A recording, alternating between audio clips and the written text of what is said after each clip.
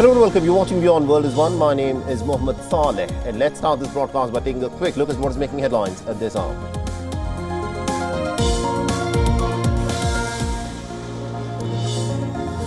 The United Nations Security Council has approved Russia's request for an open meeting to discuss the Israeli strike on the Iranian consulate in Damascus, Syria.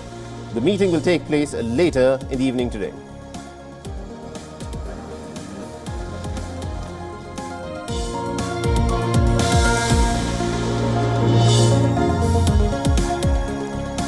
Now, the United States has told Iran that it had no involvement or any advance notice of an Israeli bombing on a diplomatic compound inside Damascus in Syria. Reports quoting senior US officials claim that the US has communicated this directly to Tehran.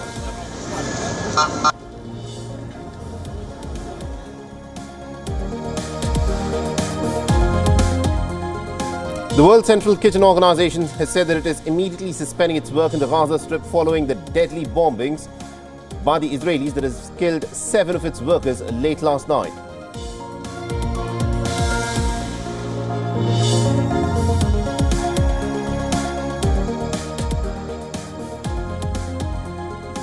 And New Delhi has rejected Beijing's renaming of about 30 places in northeastern Himalayan state of Arunachal Pradesh. It has called this move to be senseless and has reaffirmed the border province is an integral part of India.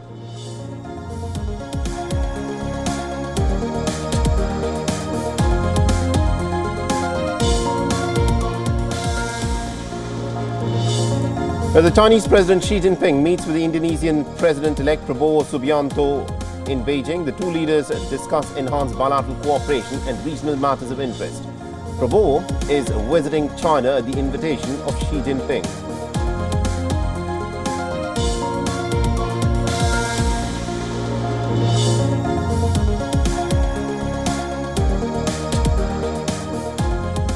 And Singapore's first and only Olympic champion retires at the age of 28. Joseph Schooling, who had famously defeated the legendary Michael Phelps to win the 100-meter butterfly gold at the 2016 Olympics, calls it time on his swimming career.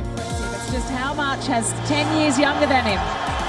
It is still Schooling, but we are history because Singapore has won and an Olympic record time.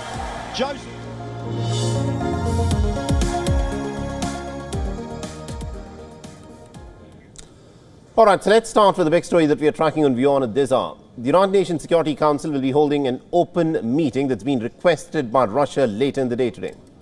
The meeting will discuss a suspected Israeli airstrike of an Iranian diplomatic facility, the Iranian embassy, in fact, in Syria, that has killed at least about 10 people. The Russian first deputy permanent representative to the United Nations has said that the Israeli air bombing has now turned to the United Nations Security Council to condemn this act, following which Russia has now requested for an open briefing of the United Nations Security Council. The Maltese presidency has now scheduled this meeting for 3 p.m. local time in New York. That is about 7 p.m. Greenwich Mean Time. In a major escalation in the West Asian region, suspected Israeli fighter jets had bombed Iran's embassy in Syria in Damascus. 7 of Iran's military advisors and 3 senior commanders have been killed in these bombings that have been carried out by the Israelis. Now remember, Israel has repeatedly targeted several military installations in Syria, but Monday's attack is the first time that Israel has hit the embassy compound of Iran in Damascus. Media reports have cited unnamed Israeli officials who have now acknowledged these attacks by the Israelis. The Israeli military has not officially commented on this airstrike, but remember, this is the practice that Israel follows, where it seldom formally acknowledges the airstrikes that it carries out inside the Syrian territory.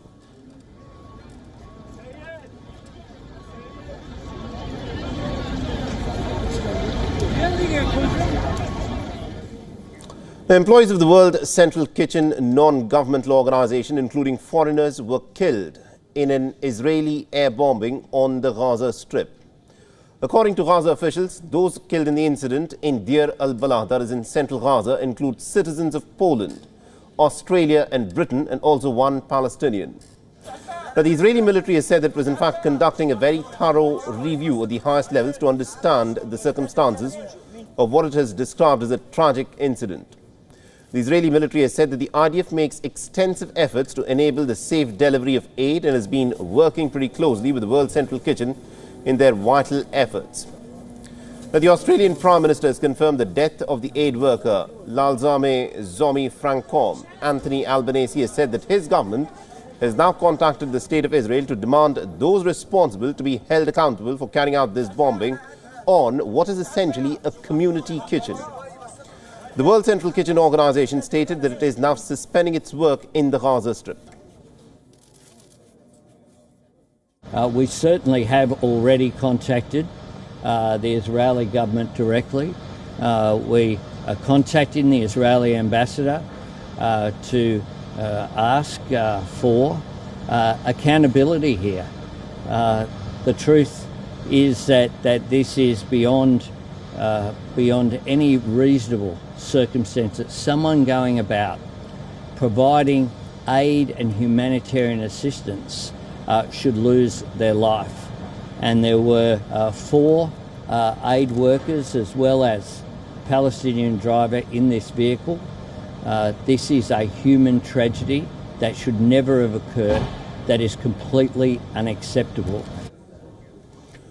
The Israeli officials have agreed to take Washington's concerns about a planned offensive in Rafah into account. A joint statement was issued after a virtual meeting with the US officials on alternative ways to root out the Hamas fighters in the Gaza Strip. The 2.5-hour-long meeting led by the top US and Israeli officials concluded with a plan for follow-up talks in person as early as next week. And there was no immediate sign that the United States and the Israeli negotiators had reached any agreement on the path forward in Rafah. Now, France has proposed a draft United Nations Security Council resolution that seeks options for possible UN monitoring of a ceasefire in the Gaza Strip. The draft resolution includes proposals to help the Palestinian Authority to assume responsibility. This draft resolution deals with the most pressing matters. It calls for an immediate ceasefire in Gaza without a time limitation. It also demands the immediate and unconditional release of all hostages. It condemns the terrorist attacks by Hamas that took place on October 7, and it demands an immediate and full humanitarian access. Egypt's President Abdel Fattah al-Sisi also visited Jordan and met with King Abdullah. They discussed the negotiations to secure an immediate ceasefire in the war, now in its 6th month, and also the release of hostages that have been taken into custody by Hamas. The White House National Security Advisor Jake Sullivan plans to travel to Saudi Arabia again this week for talks with the Crown Prince Mohammed bin Salman. The United States is pushing for some kind of progress towards normalizing of relations with the State of Israel and Saudi Arabia. The talks to normalization, remember, had been put in cold storage in the aftermath of the horrific violence that has been unleashed on the Palestinians in the Gaza Strip since the 7th of October. However, conversations have resumed in recent months. A US official said that Jake Sullivan planned talks with the Crown Prince to check in on this issue, but does not expect a major breakthrough.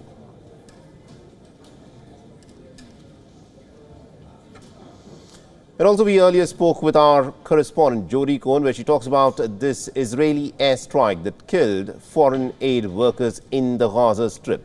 Listen to what she has to say. Yes, so Hamas has said that the Israel Defense Forces have struck in central Gaza and killed several foreign aid workers.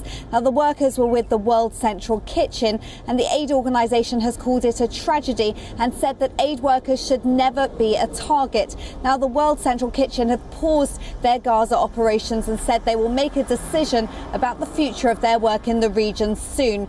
Now, the IDF have said that they're investigating at the highest levels this tragic incident and said that Israel is making great efforts to enable the safe delivery of humanitarian aid and has worked closely with the World Central Kitchen in its efforts to provide food and aid to the residents of Gaza. But the IDF did not say if it was responsible for the strike, and we know that the World Central Kitchen had been coordinating their movements with the IDF, and the US has also called for a swift probe to determine how the aid workers were killed. And also, WION's correspondent Jody Cohen discussed an expected possible breakthrough in talks between Washington and Tel Aviv about the next stage of war in the Gaza Strip. Listen in to what she has. The White House has said that Israel has agreed to take its concerns about the Rafah operation into account. We know the US and Israel have agreed on the shared objective, which would be to see Hamas defeated in Rafah, but it's not clear if they've reached agreement on how to achieve that. Now, according to reports, the Israeli plan would be to evacuate civilians to central Gaza through protected routes to provide shelter, food and aids there, and then to carry out a ground operation to target Hamas in Rafah. And the operation could also help to get information on the 134 Israeli hostages, some of whom are thought to be held with Hamas leaders in southern Gaza. Now, the Biden administration's plan is reportedly to secure the Egyptian-Gaza border to prevent future arms smuggling to Hamas, to isolate Rafah, and for Israel to carry out targeted operations against Hamas, similar to Israeli raids against the terror groups in the West Bank. Now, there's expected to be a follow-up face-to-face meeting that's likely to happen in Washington between the US and Israel next week, and no doubt the discussions will continue then on the Rafah operation. The Ukrainian troops have claimed that Russia has lost nearly about 20 armoured vehicles in a single failed attack in the Donetsk region. The action reflects the brutal nature of this warfare that is still raging around Avdiivka, which fell to the Russian forces back in mid-February. According to the Institute for the Study of War, a think tank, Russia has committed about 36 tanks and 12 BMP infantry units to a large mechanized assault near Tonenk on the 30th of March. Now, geolocated imagery shows a large number of destroyed and damaged Russian armoured vehicles and also tanks along a road northwest of Tonenk, west of Avdiivka. The Ukrainian servicemen have further stated that the Ukrainian forces had destroyed about 12 Russian tanks and 8 infantry fighting vehicles during the assault. They further noted that the frontal assault had failed a breakthrough behind the Ukrainian line.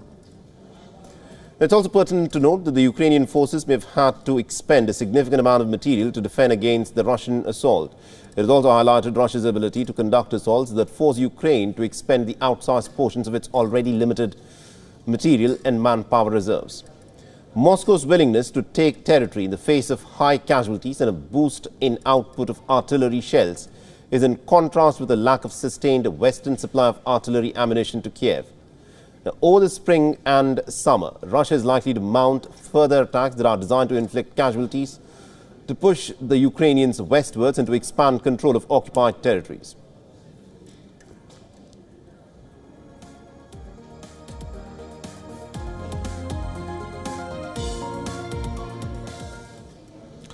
The South Korean military officials have stated that North Korea had fired a suspected intermediate-range ballistic missile in the early hours of Tuesday. The missile was probably loaded with a hypersonic warhead and was fired by Pyongyang into the sea off its east coast, drawing strong reactions from Tokyo.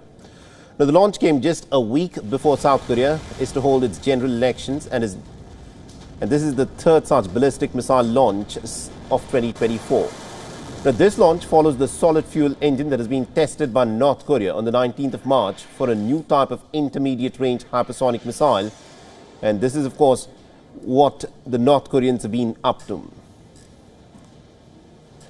Now, remember, this missile launch is a direct message to the United States. Last month, North Korea had also performed a live-fire drill of what it called as nuclear-capable super-large multiple rocket launches that are designed to target South Korea's capital, Seoul. In January, North Korea flight tested another intermediate-range ballistic missile that was tipped with a hypersonic, highly maneuverable warhead. North Korea has been pushing to develop more weapons with built-in solid propellants, which make launches harder to detect. The North's pursuit of hypersonic weapons is also meant to defeat the American and the South Korean missile defense systems.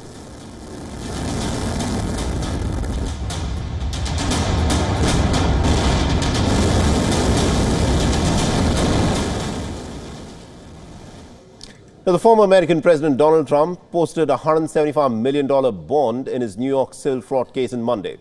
The former U.S. president